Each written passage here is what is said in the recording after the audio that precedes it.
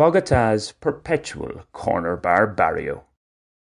At the zenith of Ireland's Celtic Tiger period in the early noughties, a time when most of the populace had, quite literally, more money than sense, there was a public house in my local town that nicely symbolised the then zeitgeist, or perhaps not so nicely for the few ascetics around. The corner bar Ballahadreen, located next to what was a busy bottleneck junction on the main Dublin-Westport road before the town was bypassed, was in many ways a representation of the Wild West for the early 21st century.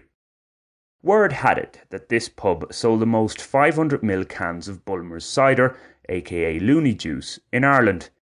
That may have been an urban legend, but my own blurry memories of the place back it up. For the record, Bulmer's wasn't my tipple of choice. I was a little classier, of course. While it attracted all comers, it was a particular favourite with construction workers. The Celtic Tiger's flimsy foundations were laid down by boisterous builders after all, heavily reinforced by cheap money from Europe and sod-turning market-as-king politicians at home. Thus, Ireland and her mother were involved in construction in some form or another. In a town such as Ballahadreen and its hinterland, this was very apparent. The corner bar was the go-to place to let off some steam, shoot some pool and throw some drunken shapes after a tough 4.5-day week on site. Mondays were generally optional, particularly in the summer months. That this establishment is no longer a going concern today is in many ways fitting. It could be said that Ireland Inc., the West especially, is still suffering a hangover from those heady, hedonistic times. Bygone days for a now bypassed, barely beating Ballahadreen.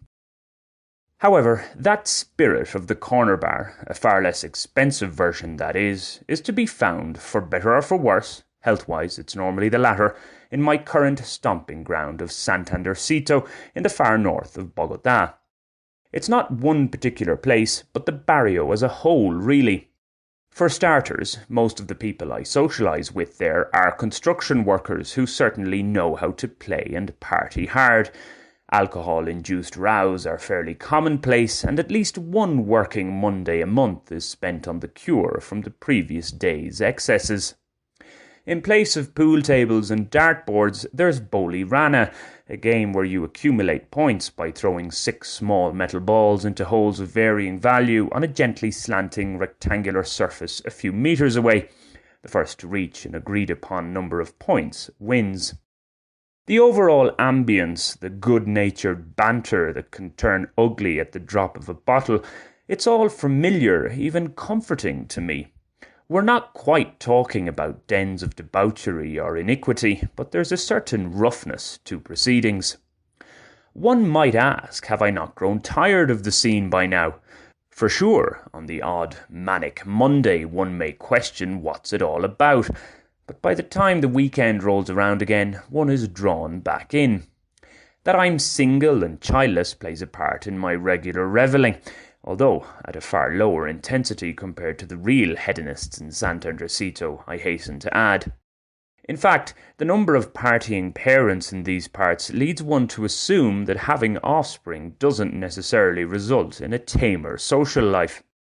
Having not left the greater environs of Bogotá for the last 18 months and without full-time employment, the corner bar lifestyle has been a relatively cheap escape from the current mundaneness. Of course, it in itself has become a routine, and not a terribly wholesome one, but it nearly always throws up a memorable, if hazy, moment or two. While the Celtic Tiger and the corner bar have disappeared, with both now remembered with an amount of shame, Santandercito's star doesn't look like waning any time soon. Of course, today's characters won't be around forever, yet the cheap and mostly vivacious vibe appears perpetual in nature. Let's raise a litre of poker beer to that.